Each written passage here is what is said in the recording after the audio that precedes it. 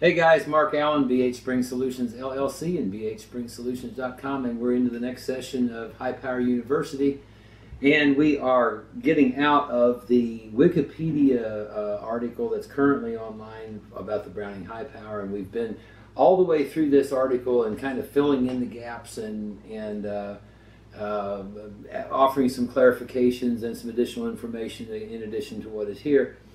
And I want to go back and kind of pull some of the early known high power history together and bring us up to this point where the Wikipedia article stops. And the 1911 handgun in the United States military, this handgun, by the time the high power was finished, this had become legendary, completely entrenched in the United States military, and that would stay that way, and the handgun is even still in use today, with certain units. And so anyway, by the time World War I was over, and John Browning was working on other things besides what he had worked on, in the way of automatic weaponry in the bar before World War I. And he went to work on a higher capacity, smaller caliber than the .45, and he was really looking to one up the 1911 model, and by both capacity, probably carryability, he was really looking to take his own design work to the next level, and he had to take it to the next level because when he sold the 1911 design and the patent rights to the United States government, he sold the whole program and all of the patents that went with all the components and parts in the 1911. He found himself having to work around his own design work, so he didn't infringe on patents of something he had designed. So, but that's the way the business was done in the United States, the United States designer. When you win a pistol trials that the United States government is having for their military. So the high power was being worked on as a next generation, higher capacity handgun. The United States military market was never the high power design never had a shot. There were no desires to go away from the 1911 until the 1980s, and so all those years that the high power was carried and used in 93 up to 93 different countries, the United States was never a market that had, as far as the military, there just wasn't really an open door for the high power. However, there were open doors all over the rest of the planet, and the designer of the 1911 had started this pistol, and then it was finished by Dieudonné Save, and when it was finished, there was nothing else like it, and nothing else that could compare to it, nothing else that could compete with it, nothing else that could outshoot it. Possibly with the exception of the 1911, and Europe and a lot of places were really leaning towards, Uncle Sam wanted this big bore caliber handgun for its military, and I'm not judging that either, pro or con, but that is what the United States military wanted, and that's what Uncle Sam wanted, and that's what they got, and John Browning gave them what they asked for, literally. But not everybody was asking for that and looking for that, and a lot of folks were looking at this, I think, in the context of, if we're going to carry something that big, we ought to have more shots. or if we're going to carry that much weight, we ought to be able to have more rounds, of something, So, it's kind of two different schools for, your application, law enforcement or civilian or military.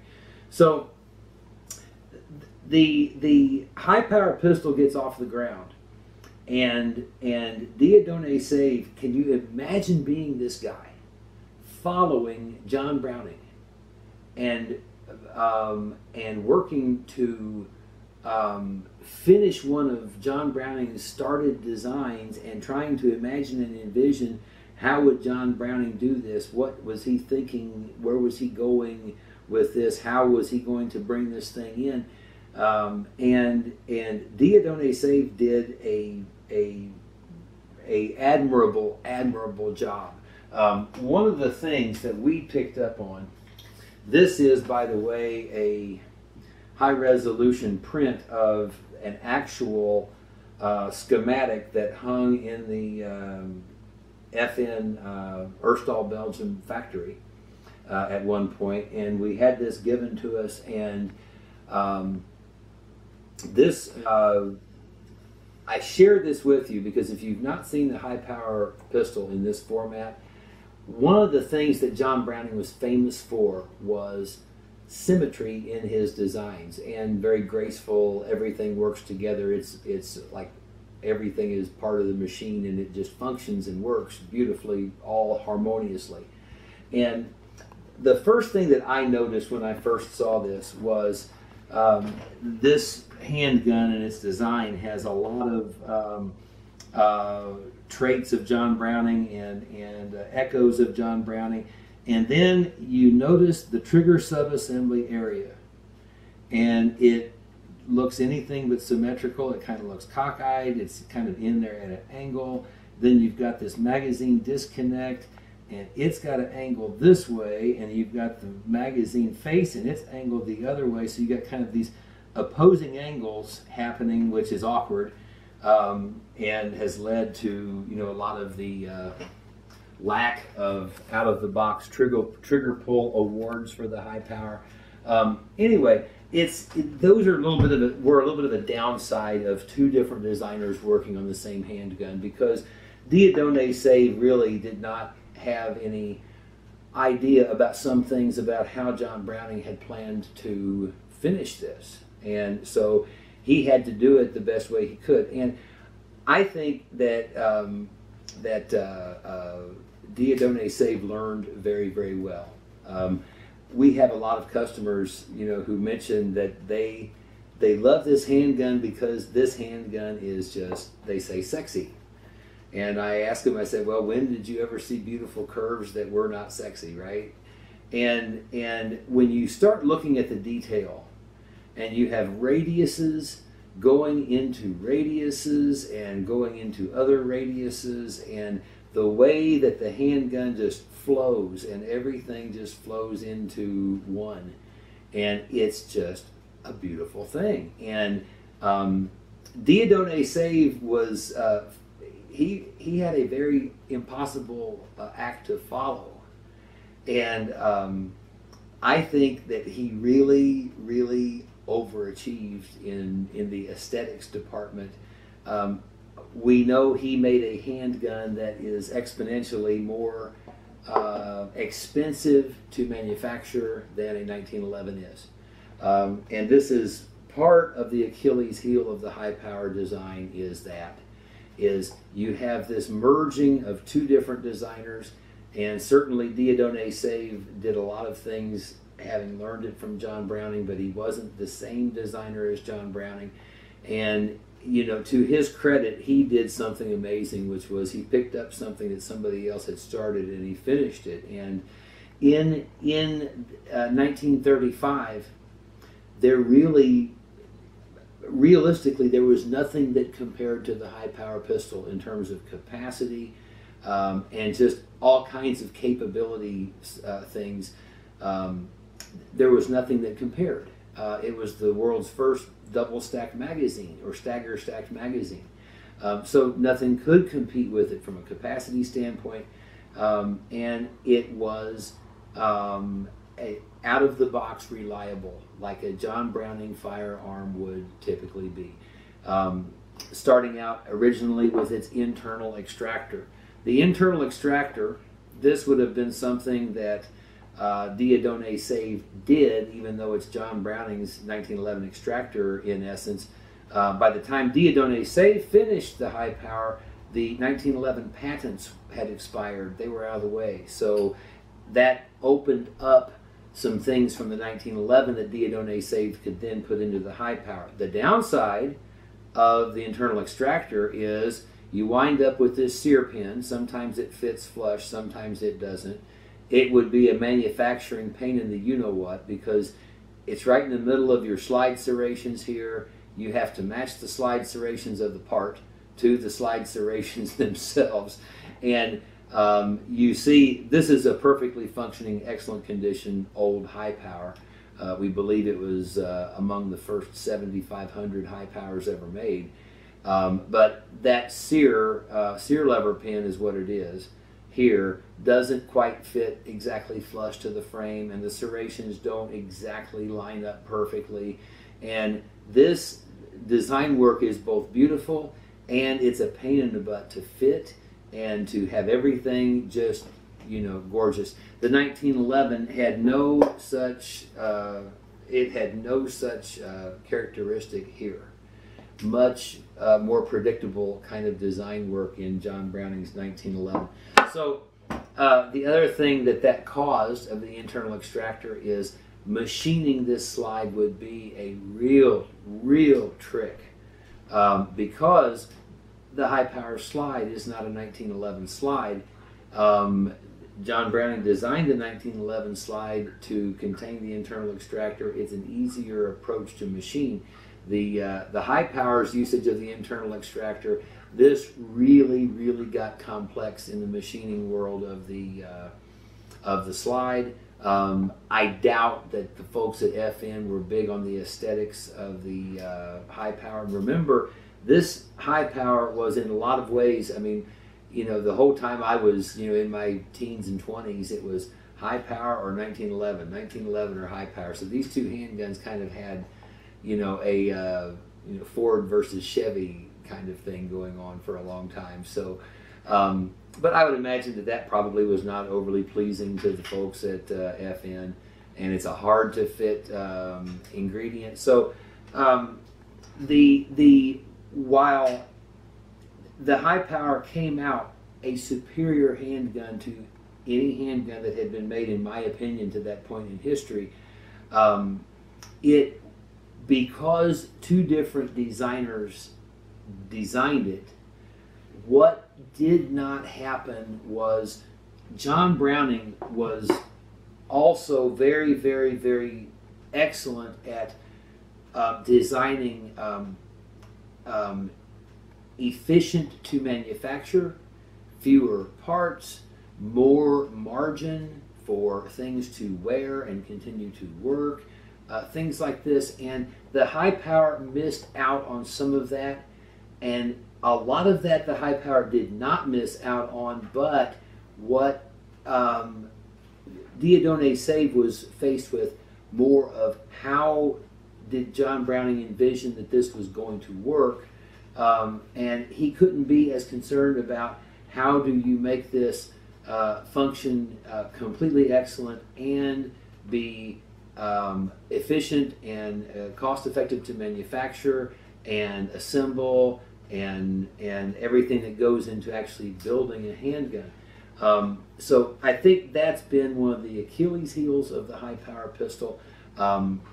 The internal extractor in the high-power pistol had some downsides, not because of function though. An internal extractor high power, in my opinion, will function longer, more years, more rounds with no maintenance and no changing of parts or springs than an external extractor high power will. It's just been our experience. It's been a unanimous experience actually in the high powers we've serviced, in the high powers we've owned, we've shot. So anyway, the internal extractor was an expense. It was a problem. And some people have said that it had a reputation for breakage, and I've heard of that once, but I don't think it was a huge big problem. Pain in the butt for fitting at the point of assembly, no question, and fine tuning. So they went back and they wanted a different design, and they went to the external extractor. And when they went to the external extractor, they smalled down the extractor claw, which is the engagement surface for your extracting empty shell casing to get it out of the pistol. And they smalled down the extractor claw, and they seemed to get away with this. However, 10,000 rounds, 15 years, and all of a sudden you start to have function problems with the external extractors, especially if you don't keep that extractor spring fresh and replaced, and if you don't keep that smaller extractor claw impeccably clean, and replace it when it's showing any wear whatsoever. As long as you do these things, it can be equal or near equal the effectiveness of the internal extractor. You just won't get away with not cleaning it meticulously as often as you can with the internal extractor. So the high power went over to this external extractor idea. Now, the high power pistol appears to have never had a lack of orders.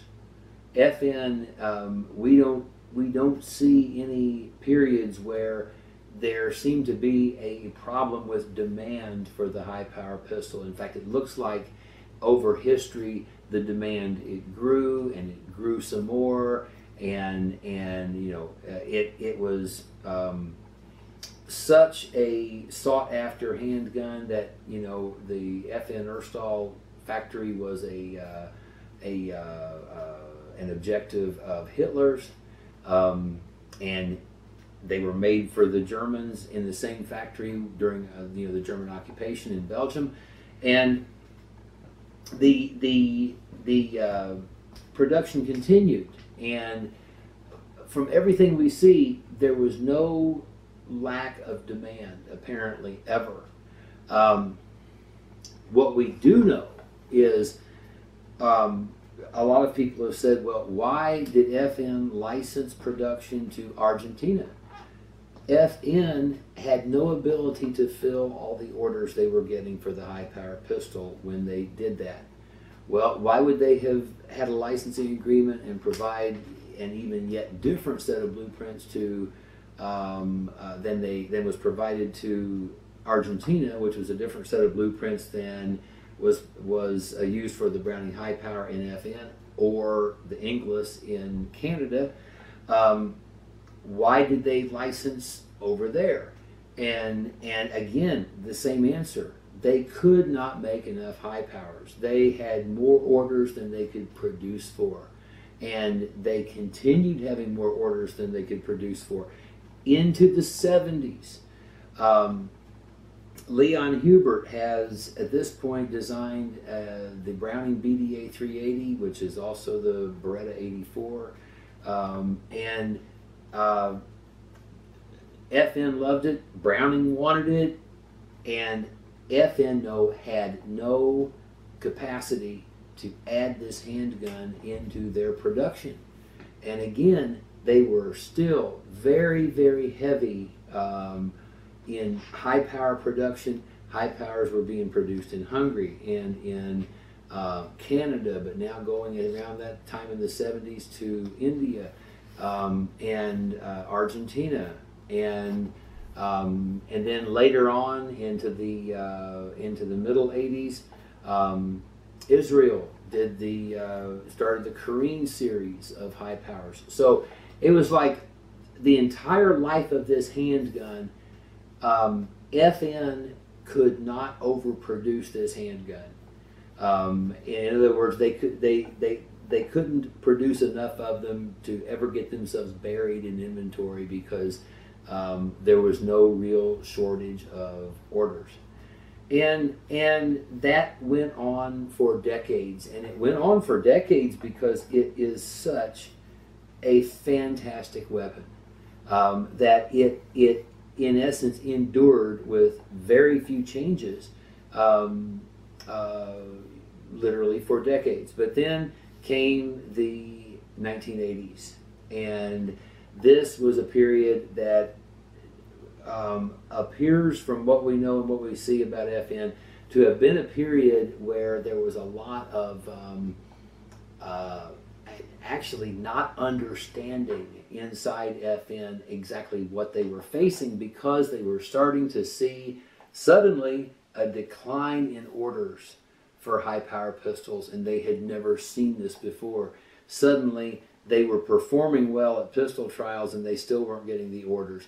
And this was a very, very, very new thing. And of course, that would have had to have been alarming at this point, to be having it becoming real that you could be dethroned here.